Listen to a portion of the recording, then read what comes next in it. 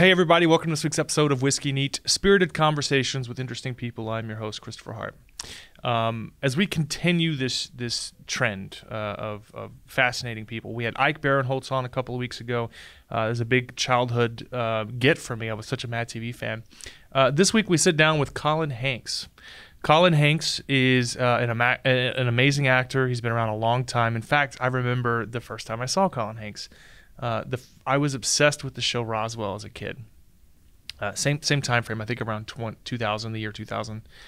Colin's gone on to do some incredible things. He was in Orange County with Jack Black. He was in King Kong with Jack Black.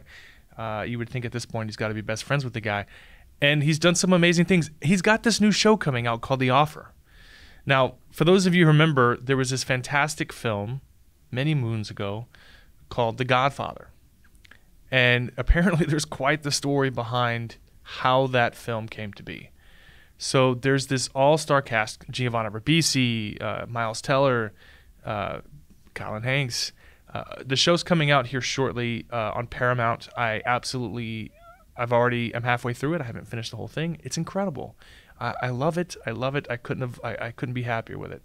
So Colin Hanks joins us today to talk about, of course, his career, his family, his upcoming, actually he's got something coming up that I cannot wait to talk to him about.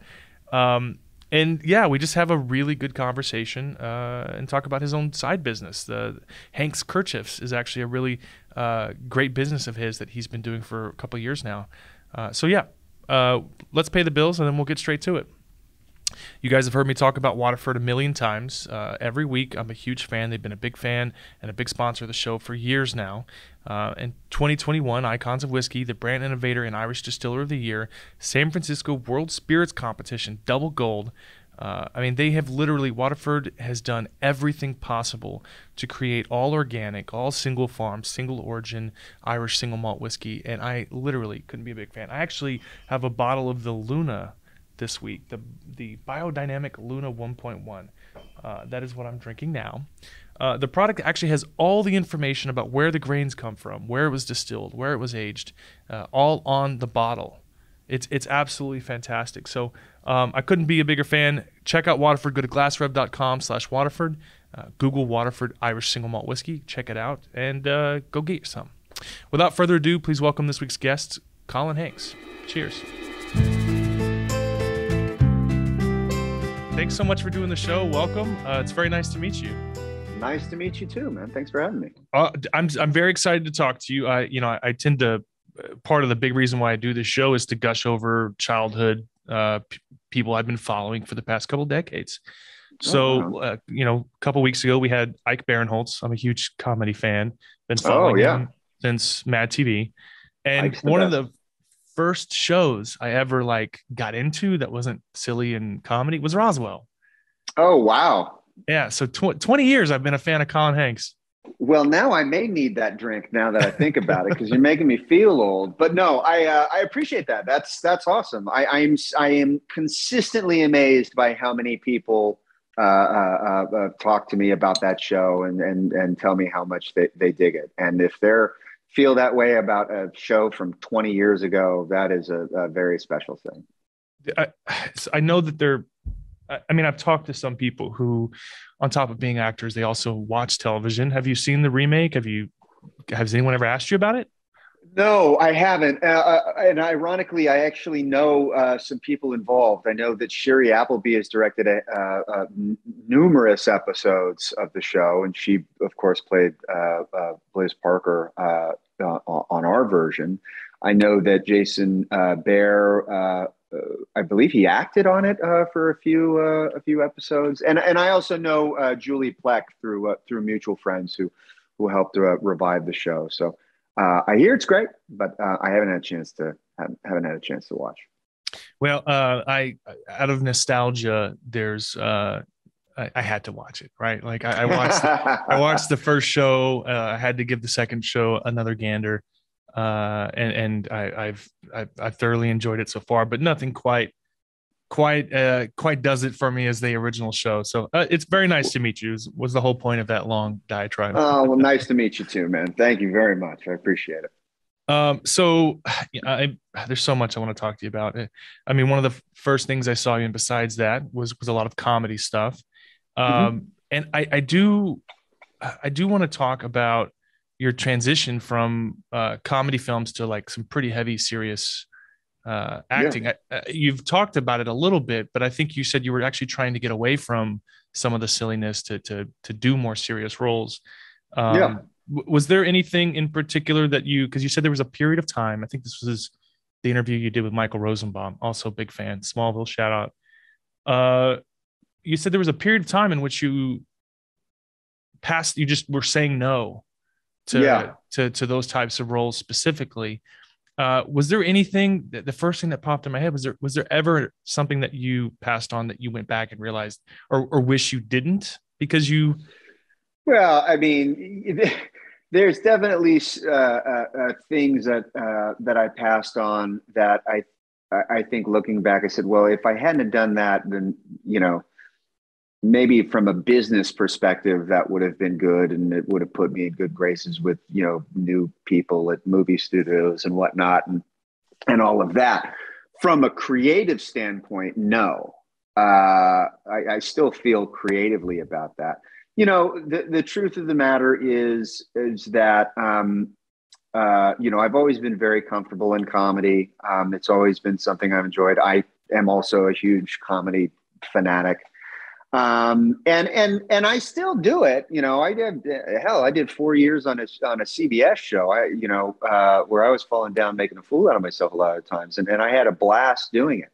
But there was a period, really kind of a right around after. Well, it happened during Orange County, during the making of it, but definitely after was really the portion of it. But my mom passed away. And that combined with September 11th, September 11th, really just any particular year or just that day in general? No, it's just that day in general. I had a lot of bad things happen. I got a parking ticket. It was rough. I should joke about said things, but those two things really kind of put a lot in perspective for me. And there was a part of me that knew I know I can do those comedy roles. And I know I can do that, but I've done version of all of those roles over and over and over again. The guy that really isn't happy where he is, and if I could just get this one thing, then I'll be happy. And that it could be, getting invited to the party, or getting the girl, or getting into the college, whatever. And I just said, I want to try and find some other things. I want to try and find some stuff that really sort of like excites me and sort of speaks to me, and would allow me to be able to show another part of myself, as opposed to just the goofy guy.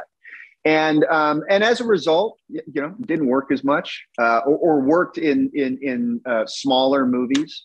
But I don't think, I still stand by a lot of the decisions that I made. And as a result, I've been able to do all sorts of different things. I was able to go off and do play in London. I was able to go do Broadway. I've been able to do documentaries. It really set me on a path of saying, it's a big sandbox, and I don't want to just play on one side of it. I'd really like to play in as many parts of it as I can.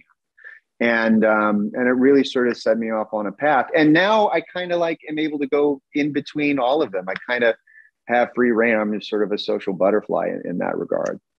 Well, I think, I mean, my opinion means nothing, but I think you're correct.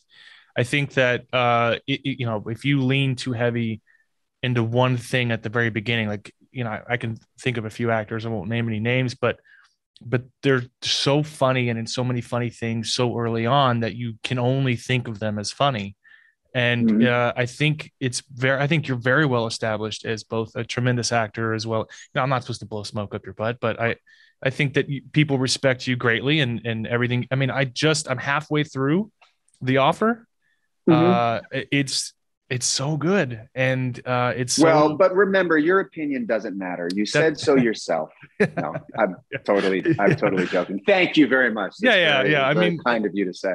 and then Drunk History, like you got to do the silly thing and the serious thing, and now Yeah. I don't think anyone puts you into one particular box. I don't think you've been pigeonholed at all.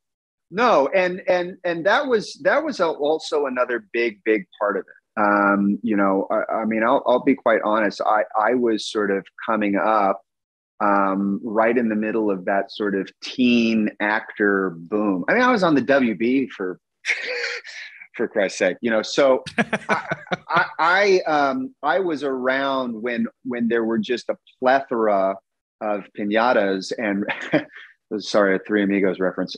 There were just so many teen movies and teen shows and whatnot, and I noticed that there are so many of them, and a lot of them ended up turning into like, let's just embarrass these characters as much as we can, and then they're stuck. Those actors are kind of trapped. They're kind of trapped as the guy that that humped the pie, or whatever. Sure. There's numerous examples, and Biggs is always is a guy that I always have such respect for, because he's just sort of rolled with it and still been able to work. But there are a lot of guys that a lot of people, I think, that we're just sort of part of that, and then we're just kind of like chewed up and kind of spit out, and Sure. I didn't want to do that.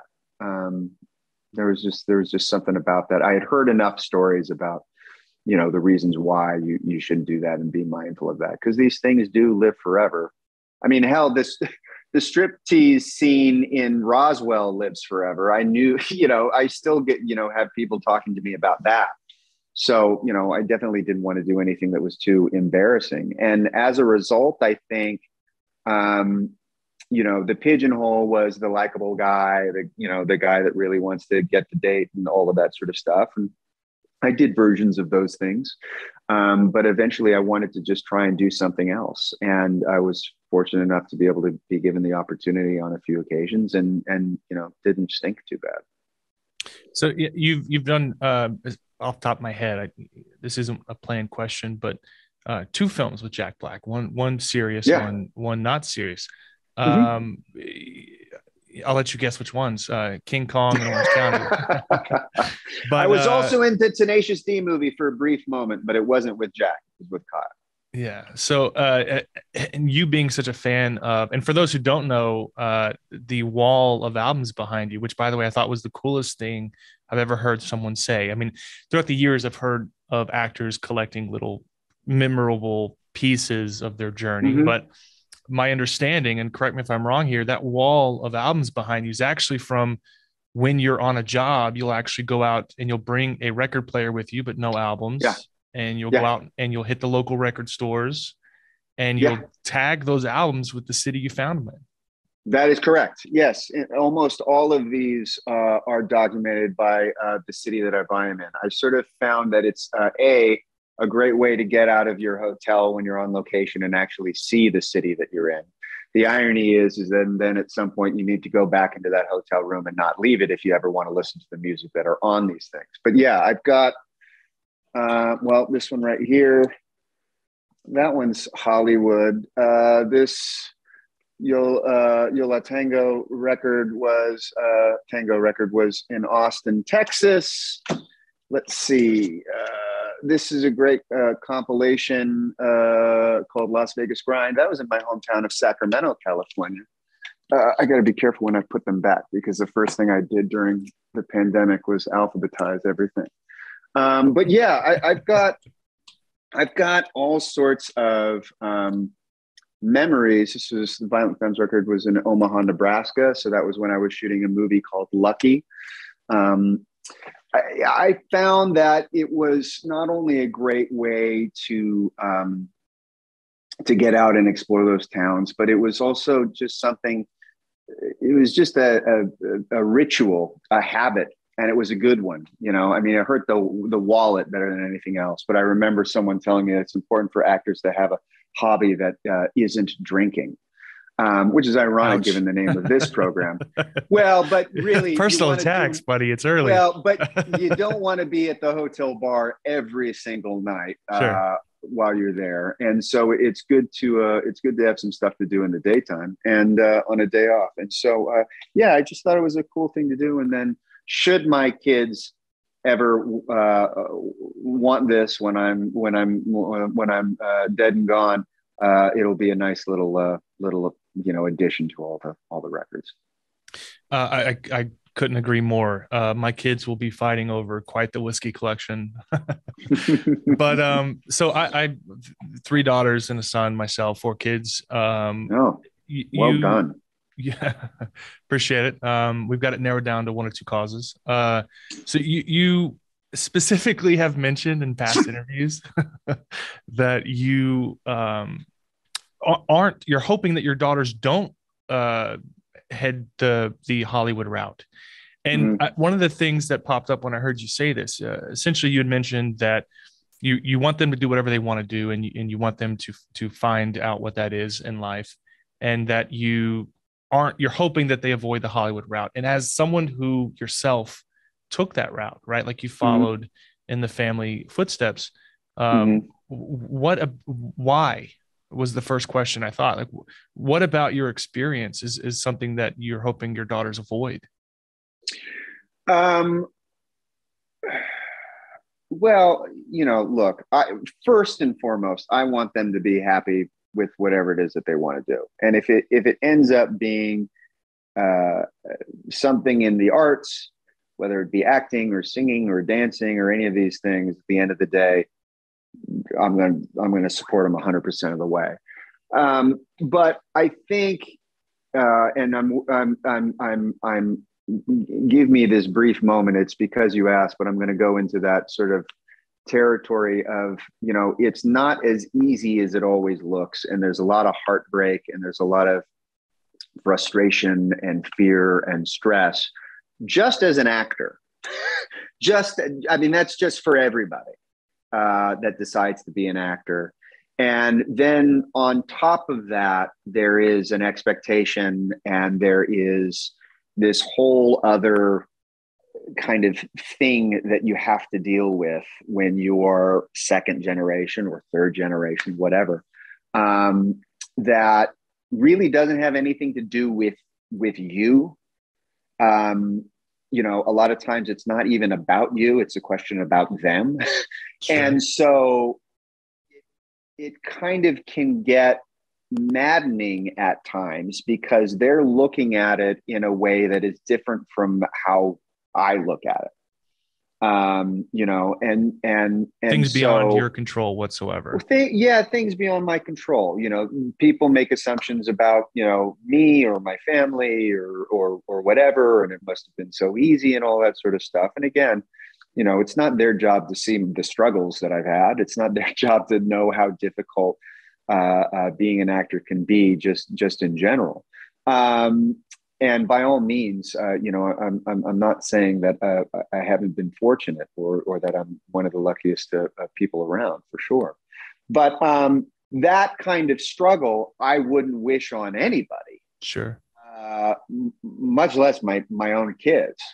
But at the end of the day, it's going to come down to the same thing, that they're going to have to make the same decision that I made, which was, look, is this what you want to do? Can you see yourself doing anything else? Because if you can, maybe this isn't it. Maybe you should try some other things first, and really figure out what you're truly passionate about and what you can't imagine not doing. And, at that time in my life, and still, I love acting. It keeps me up at night. It gets me excited in the morning when I get to go to work. And it gets me, it gets me through the days, and it helps me, exercise some of the own stuff that I got going on in my head. So I'm incredibly fortunate. And if that's what they want to do, it is my job to support them in that cause. Yeah, I know that, and you've talked about this a little bit, the difficulty of navigating in your own, not in someone else's shadow. I can definitely, especially with any, because a big part of this industry is PR, right? Like a big Mm-hmm. part of it is Is make believe. It's yeah, show business. Yeah, yeah, but totally. there are things The that glitz, the glamour. Yeah, totally. but also, I'm, the only people I can think of it for the moment, I'm just going to say the Kardashians is whatever's happening in any one of their other lives affects the other lives, and people ask about it, and it's all this intertwined thing that's got to be quite difficult to navigate at times. And thank God your father is America's dad, right? Like he's got this persona of the nicest, like harmless. He's not. Well, yeah. You know, I'm only stopping you there because I think there is a big difference between being an actor and being a celebrity. And some people are both. Some people are just one thing. And celebrity and all of that, that's I mean Difficult. that it's but it's challenging. I don't want to say it's difficult. It's not difficult. It's challenging. And I think what that means is that your world changes, the way that people react with you changes, your ability to go out and about changes depending on how big of a celebrity you are. And you what I the decision I made very early on was that I wanted to be an actor. That was the thing that I wanted to do. That's my job. Anything else is a byproduct, and any celebrity that would be the byproduct of what my job is, what my profession is. And being a celebrity looks great. A lot of times it is. Trust me, it's really nice when I can get a reservation at a restaurant. But at the end of the day, you ask anybody, that's kind of like the best perk. Um, and look, there's a lot of really great things about it. But I'm an actor, and have since become, added a couple of other things to that resume. But that's really how I wanted to. That's what I wanted to consider myself, and the celebrity is just something on top of that. And in one regard, I've been fortunate in that I've got a little bit of a guide as to how to deal with the other aspect. Sure. Not the act, there's the acting aspect, but then there's some tips and pointers on how to handle the other stuff, which everyone kind of deals with at some point. If they're fortunate enough. And so that's really sort of the main difference there. But, I always wanted to make sure that no matter what, and this sort of speaks to what we were talking about earlier in terms of the kind of roles that I wanted to do, I wanted to make sure that people understood what I do and what my job is and the work that I do, and get to a stage where I felt like that work could speak for itself, whether or not people knew about who I was related to or any of the other stuff, that they could at least look at that and say, oh, that's good. He's good, And I think you're there. I think that's fair. Oh, I appreciate it. Yeah. And, again, not to blow smoke up your butt, but I think it's fair to say that everything I've seen you in, okay, I'm about to blow, is just, I don't see you and think of anyone other than I hope you. it's not blow chunks. I really hope you're not saying you're about to blow chunks, because that'd be bad. That'd be bad to throw up on your own whiskey themed show. Yeah, well, no, definitely not. But I've been doing this 4 years now. I've learned to we've got a great guy off camera to cut it in case I do. I'm more than ready to do a drunk history version of this podcast should it come that way. One of the things I and this will be the last thing I touch on this is you growing up the way that you did and seeing what other people your age have gone through. You come off very much like, how do I say this? So my four kids, I lean very heavy on the dad side. Like I love being a father. I think of myself as pretty well rounded and family oriented. That's how you come off. Whereas other people in Hollywood that may have come up with a similar upbringing, maybe struggled with the life, so to speak, or the pressure beyond it. Did you feel? I mean, you don't strike me as, say, someone. I'm trying to think of other. I was trying to think of other celebrity children, and the first one that came to mind for some god awful reason is Corey Haim. But just like so Jonathan Taylor Thomas and all the other '90s heartthrob kids. No, just this the pressure of making sure that as you grow up, you aren't put into a box of the pressure of Hollywood. Yeah. You know what I mean? Does that make sense? Well, yeah, I think that goes to sort of what I was talking to about that idea of just sort of having that awareness of not wanting to put myself in a position where it could just be that, right. That you would just be known for that one thing in which, the character is completely embarrassed and has something horrible happen. And then you're only that person, that guy. But really, I think it was just more sort of a gut instinct and an awareness of that, and yeah, look, at the end of the day, you're just trying to make the best guesses you can as to what you should or shouldn't do. And sometimes you get lucky and you make a couple of right ones, and sometimes you get unlucky and you make some wrong ones. Well, you mentioned in a couple podcasts, which it was amazing, was the Harold Ramis story. Oh, yeah. Yeah. He gave you this tip that basically you don't want to do something that is overly embarrassing, that sticks with you, that people scream out at you for, years to come. When you're walking your kids to school. Yeah. Especially with, two little girls and some guy from across the streets yelling, the guy that banged the pie or whatever. Yeah, exactly. I mean, that's all part of it, and that really stuck with me. I think that was actually probably one of the sort of aha moments for me, where I just went like, oh, well, Harold Ramis thinks about this stuff. You got to have an awareness of these things. And I think that really sort of informed the decisions going forward as well. Well, one of the things I to make a very smooth transition, one of the things I want to talk to you about was Hank's kerchiefs.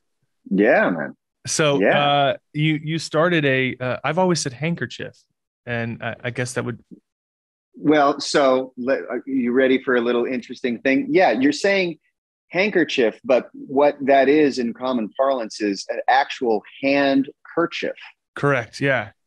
And so, I mean, I could give a whole history lesson on this stuff, the difference between a bandana and a kerchief and how they all started and how eventually they all sort of became the same thing in a certain dimension size. But normally there's, a bandana, which is a larger piece of fabric, which we sort of think of now, right? And then there were handkerchiefs. And what was a kerchief? Kerchief was what Kleenex was before they were disposable.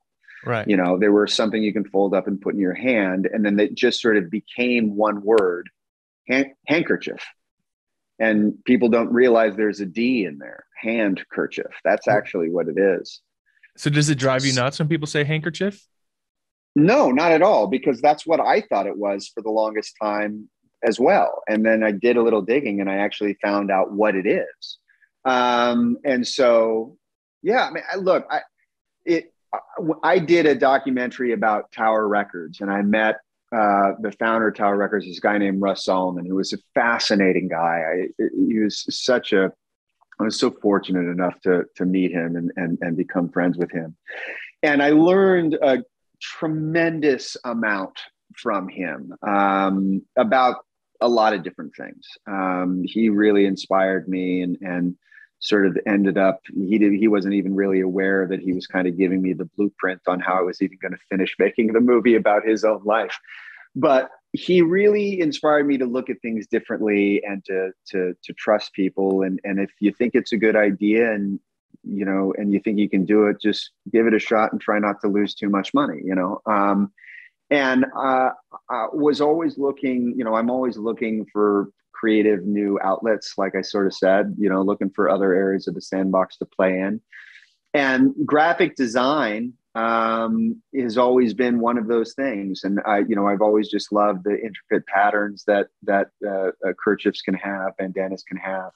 And it was always an item that was, that was my American Express card, that you never leave home without. That was just the thing that I always had with me and I always carried with me. And I found them to be, incredibly helpful and useful. And so I said, that would be a fun idea to maybe try to do a little clothing company. I mean, it's one size, it doesn't need to be sewn to anything else. It's pretty straightforward. So I did a little digging and asking around, and enough people said, that's actually a pretty good idea. You should give that a shot. That I did. And Hank's Kerchiefs was the result. And you've been doing it how long now? We've been doing it for about 3 years, I want to say, 3 or 4 years. I'm not too good with time nowadays, but yeah, it's a trip trying to learn an entire new industry in your 40s.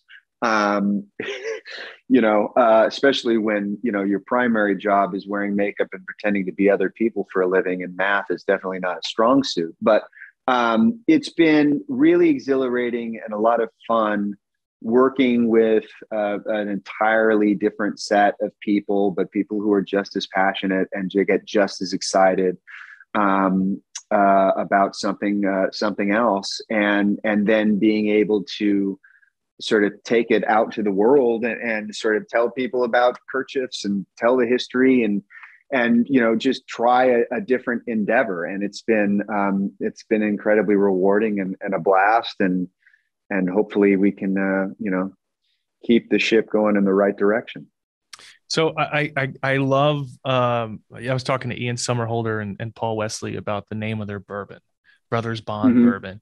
And I was like, talk me through the name, how you came up with the name, blah, blah, blah. And they talk about a text message thread and all these great names, the two brothers, the brothers in Bond, and they come up with Brothers Bond. Obviously, Hank's Kerchiefs are a play on a pun. But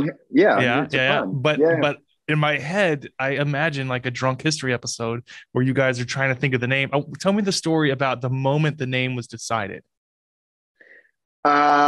The moment the name was decided, well, there was initially some of the guys that I was working with, they wanted to call it Hanks in Your Pocket.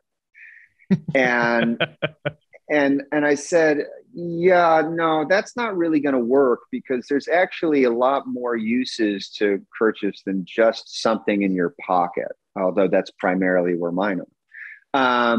And so, I'll be honest, I don't really recall exactly where it came up. I can't remember if it was my wife or if it was me, but I just remember the idea of Hank's Kerchiefs, Hank's Kerchiefs, right? Or Hank's Kerchiefs, which is really sort of the play on handkerchiefs.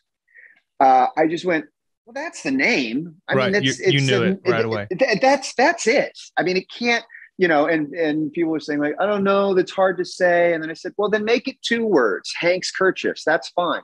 All of our kerchiefs are named after people anyway. So it's just sort of like, oh, well, Hank has got a kerchief, as does Dorothy and Al and Russ and Sean and Timmy. So I just thought that it was just kind of a fun wink and a nod and something that was interesting. And that instinct, that sort of gut instinct, that's pure Russ Solomon. I learned that from Russ, and I just went, nope, that's going to be it. It has to be, yeah. And that's what it was. That's what it was. It was destined to be. So I work. This show was filmed here in Houston. It's at Gal Media. And one of the subsidiaries or partner businesses here is a company called SportsMap. SportsMap obviously covers sports, and they have another secondary item called Culture Map. Culture Map's all over Texas. It's in all major cities, and it covers the culture of that city, that sort of thing. And they've leaned towards automotive map, weed map, and because we're right on the cusp of Texas doing something, I'm sure of it. Of course. Yeah. And hopefully it's not at women's rights. And absolutely. Texas is a weird place. Automotive map, culture map, sports map. So has there been thoughts of expanding more businesses under the Hanks pun name? And if so, I have 3 to throw at you right now. Oh, let me hear it. Give me a good pitch. All right, let me get another drink in me. Here we go. Oh, okay. Here you go. Liquid courage. All right. I've got Hank's kerchiefs. You got it. Actually, I think we have 4. Me and Barry on deck, a stand-up comic and great producer today. It came up with Hanks for the Memories. It's a greeting card company, that mostly just quotes from your movies. All right. Yeah. Hanks for the Memories.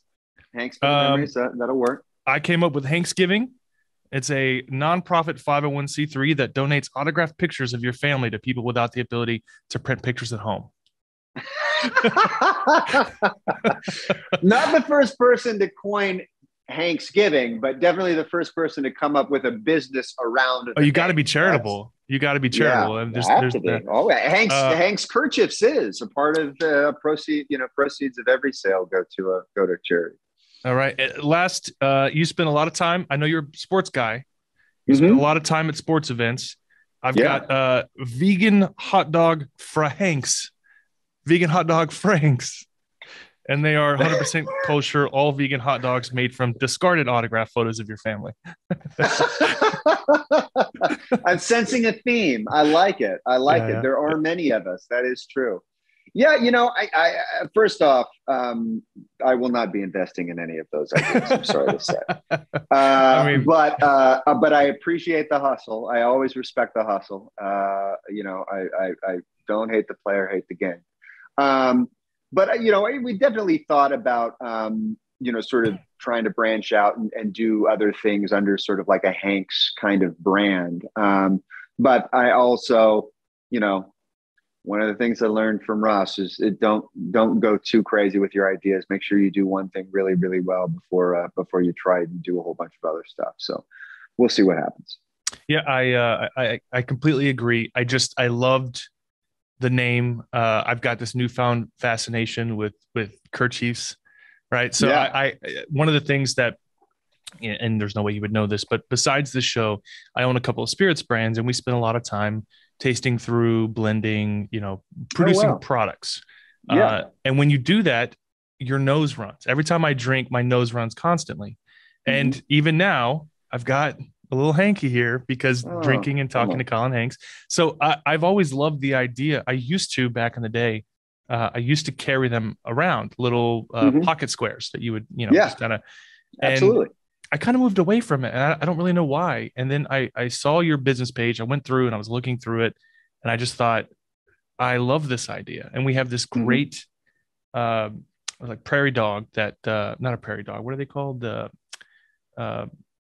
Like a Australian Shepherd dog. A herding dog. A blue heeler. Yeah, we've got a blue heeler that we put a bandana around, and she looks so great. Right. And so I thought, man, I'm newfound interest or revived interest in handkerchiefs. I'm totally in. Oh, well, there was a period where we were actually just doing sort of triangles, and we called them hounds kerchiefs. But we sold out, and then we just haven't been able to do any other ones, because I said, well, why don't they just buy all of the kerchiefs anyways? Because dogs go through them pretty quickly anyways. But yeah, I mean, the what I loved about just the idea of doing it was that there is a story and a history to kerchiefs. I've had numerous people tell me that, that they have kerchiefs that their grandfather used to have, and they still smell like their grandfather, even though he died 10 years ago, and that they're incredibly important family heirlooms now. I've always looked at it as, it's an extension of yourself. It's it's like your favorite shirt, your favorite concert tee, your favorite pair of shoes. These, these are things that become a part of you. And it's not just a fashion accessory. It's not just a snot rag, although that's apparently the only thing my grandfather used it for. But, it certainly is handy when you don't want to touch that doorknob.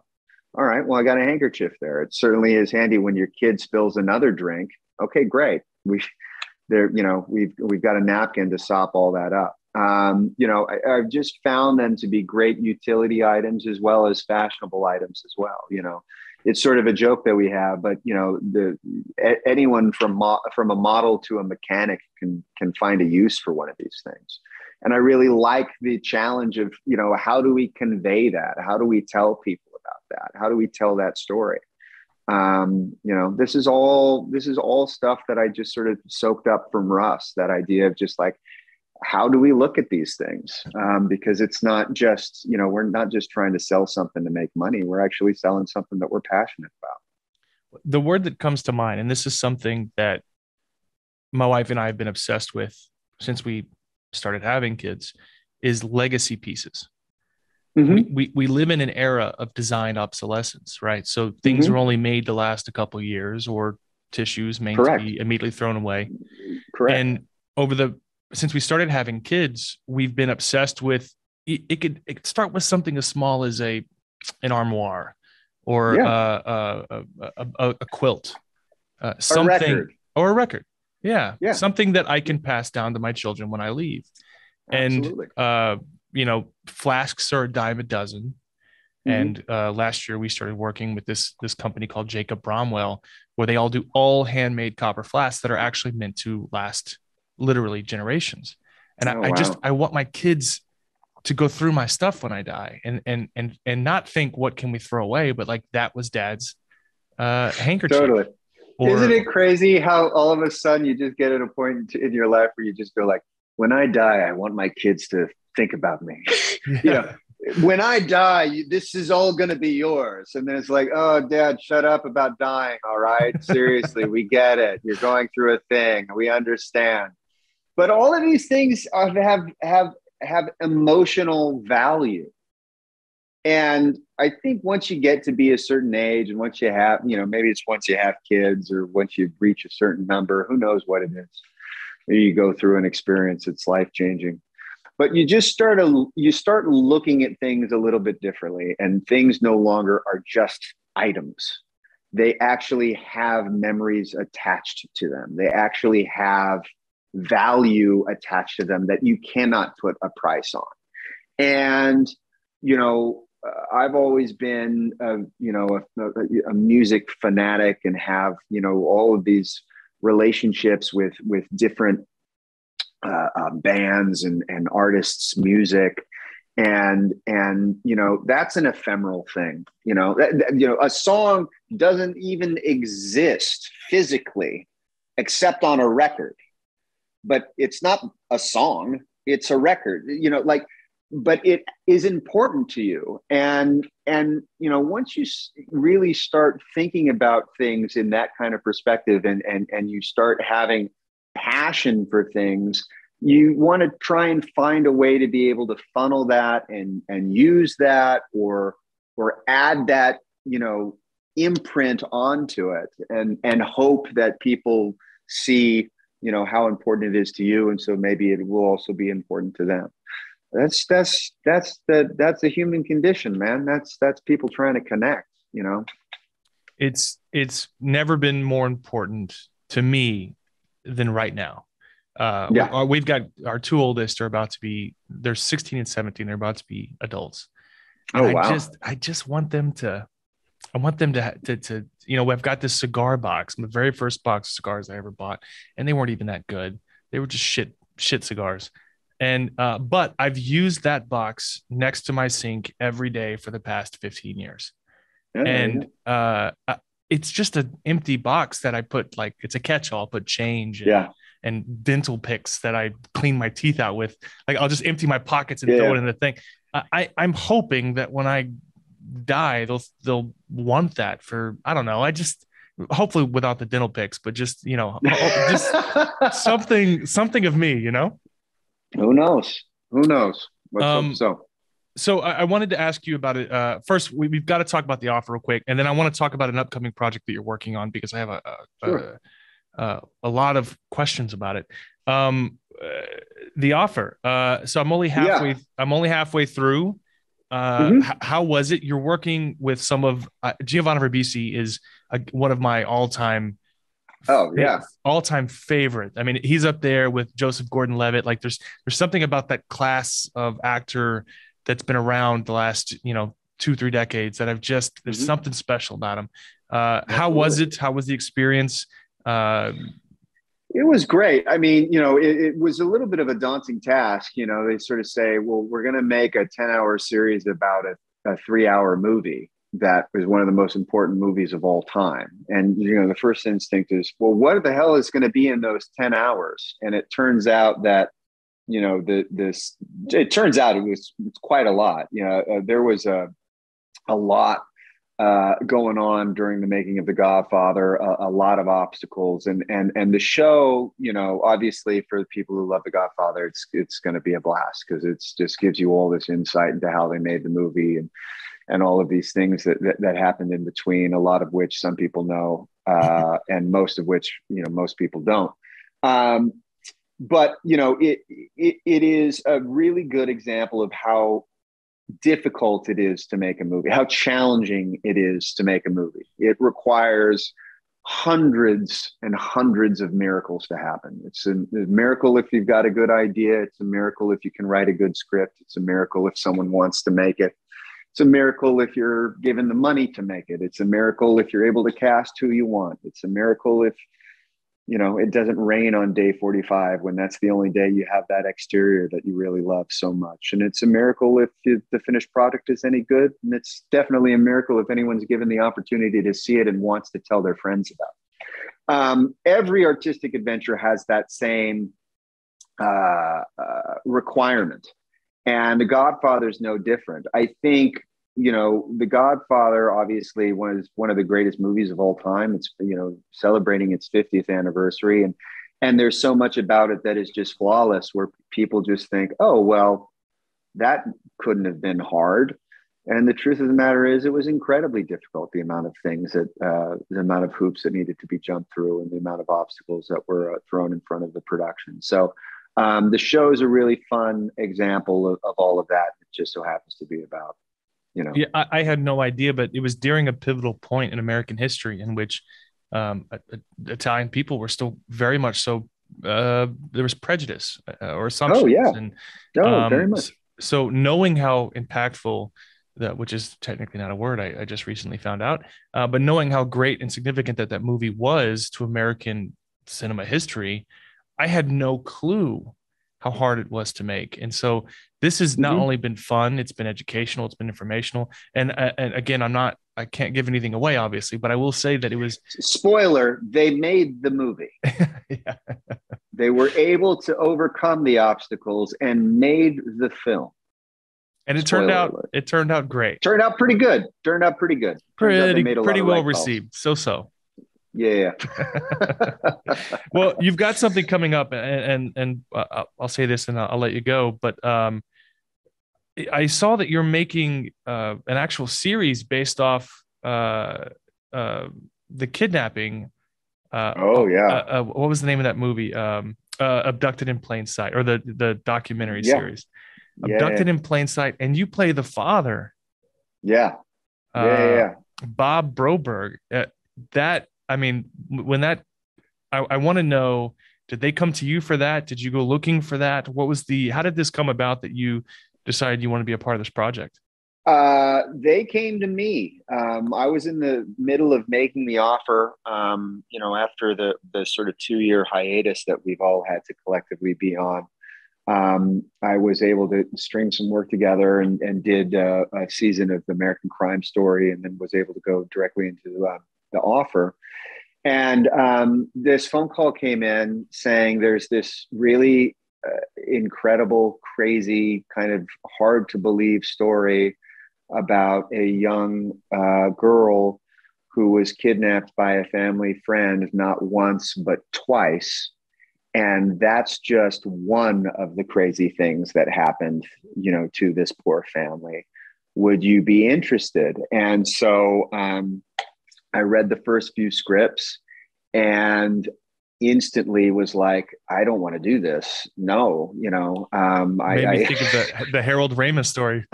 Well, I mean, to a degree. There's definitely there's that one thing that sure. happens. Yes, there is that one thing that happened, and that look. I mean, this is what I'm talking about. I wrestled with this a lot. I haven't really talked about this at all because we're still making it. But I wrestled with this a lot. There was something about this story that both scared me to death, confounded me on numerous levels, and just made me not want to do it, but yet I could not stop thinking about it. That's how I felt watching and it. Yeah, and the documentary is good. There's a lot in there, and there's a lot of stuff that they didn't get to that I really wanted to know. And luckily, the show, which is going to be called Friends of the Family, or A Friend of the Family. Luckily, or the limited series, I think, is going to be able to answer a lot of those things and really show the struggle that the Brobergs went through. And they went through a lot. They were put through, kind of hell on earth. And were incredibly innocent, dare I say, incredibly naive people. This was a scenario in which I just couldn't stop thinking about it, and I just said, can we cuss on this show? You already did. I'm going to say the word that you said. I was scared shitless about doing it.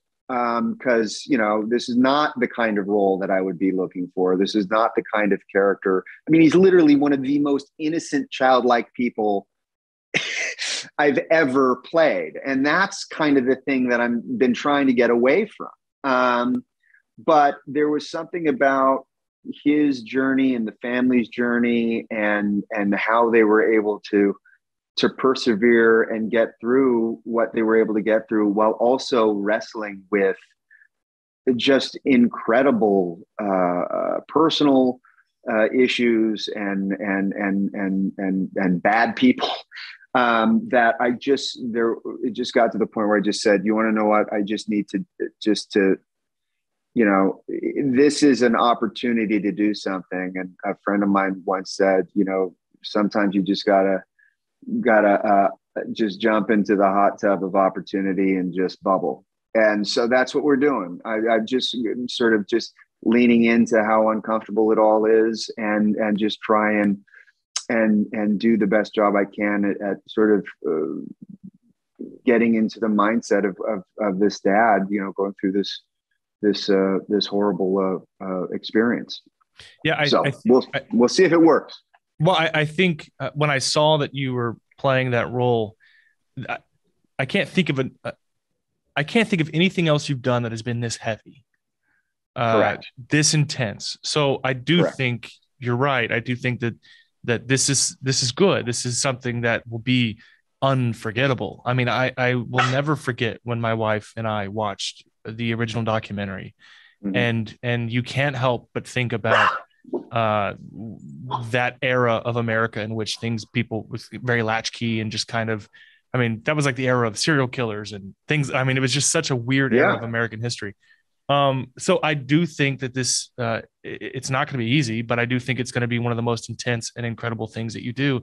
And I was excited I was intrigued. I was confused. I was like, man, this is going to be something for sure. Well, when all is said and done, and hopefully we've gotten all the miracles that we need in order to finish making the thing, and if it turns out to be any good, maybe we have to come back and pick your brain about it. Well, are you saying my opinion matters? No, I'm not saying your opinion matters at all.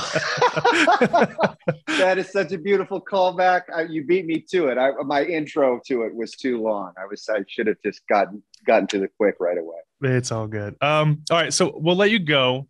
But I did speaking of callbacks, on your last filming adventure out into the world of used records at record stores. What is the one album in your last trip that's really stuck with you that was a pleasant surprise? Maybe. Oh gosh, that's a really difficult question. That's almost like a Sophie's choice to me. It's really Doesn't have to be your hard. favorite, but if No, you no, no, no, no. I hear you. Trust me. A lot of times they're not my favorite. A lot of times they can just be something that's just a nice surprise. Um, you know, Gosh, I wish I could find it right now, to be quite honest. well, it's in alphabetical order. Oh, look at this callback king now all of a sudden. Who's really good at comedy? Here I am, the professional, and you're beating me to all the punches.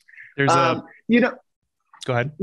I don't know if I could really pick one, to be honest. Fair enough. The thing that I really truly love is that it is, in a way, its own sense of time travel. You can go to a record store and get all new stuff, or you can go to a completely different record store that deals only with old stuff. And who knows what it is that you're going to find, and who knows if there's going to be anything good on it. But I just enjoy going out and discovering new stuff. That's how I got into jazz. That's how I got into blues. It's how I even got into some classical music, believe it or not.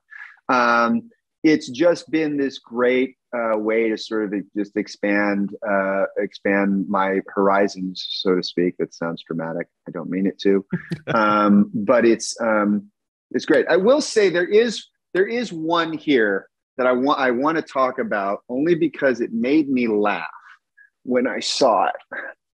So this is a record that I got in Shawnee, Kansas, when I was working in Iowa. I drove down to Kansas, and the album is called "The Greatest Jazz Concert in the World."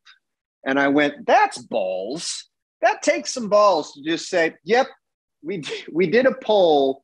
This is the greatest jazz concert in the world." It doesn't say of all time, but it's kind of trying to take that. Yeah, it's implied. And turns out it's pretty damn good. It's got, honestly, some of the biggest names, and really sort of introduced me to a bunch of them. I mean, I'm just now putting together that T-Bone Walker was on this record. He's one of my favorites, but between Zoot Sims and Coleman Hawkins and there's just Duke Ellington, Ella Fitzgerald. It's like that. I would have never discovered that. I would have never thought about it. Yet here we are. Here I am talking about the greatest jazz concert in the world. So that's awesome. Well, yeah. Listen, I can't thank you enough. I know that you do a lot of interviews. I hope this one left some mark. It was very nice to meet you. I can't wait to finish the series, and I will be just blindly tweeting at you throughout the rest of the episodes while I work through them. Well, I appreciate it. This has been a great conversation, man. This is one of the good ones. This has been fun. So I look forward to the next time. Well, and next time, let's time it like a little bit more West Coast later in the day, so I can actually join you. Sure, not a problem. In the meantime, I'm drinking at 10 a.m. So there you go. Cheers, buddy. Cheers. Take care. Thank you so much, and thank you so much for all the kind words. It means a lot. Your opinion actually does matter. So thank you very much. Can you just clip that and save that last part for me?